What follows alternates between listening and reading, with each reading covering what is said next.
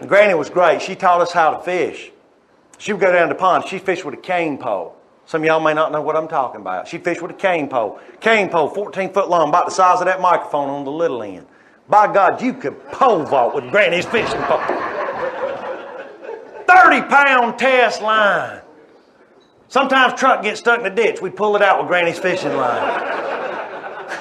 Like a piece of mason cord on there.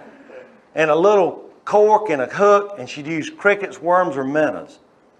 She would watch that cork, and she was just like a steel coiled trap. And she'd watch it, and if it so much as wiggle, whoo, she'd jerk a fish out so violently he'd be clean and filleted when he hit the ground. Looked like a Mrs. Paul's fish stick flopping around.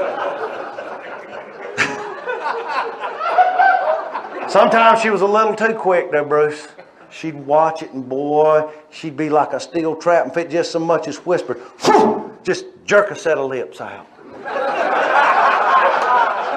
Pretty big fish, lips weigh 1.5 pounds. Went from being a largemouth bass to a no-mouth bass. Used to catch a lot of hair-lipped fish behind Granny.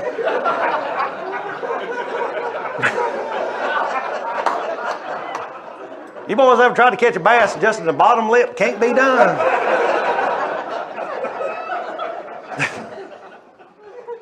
Fishing was not a sport to Granny. It was a way of putting food on the table. She was raised 9, 10 children during the Depression. So she was serious about catching something to eat. And you hope and pray to God this woman caught something, because if not, you were having worms, crickets, and minnows and cornbread for supper. I got news for y'all. Survivor ain't showed me nothing I won't eat yet. Bring it on. I'll eat a grub worm in a heartbeat.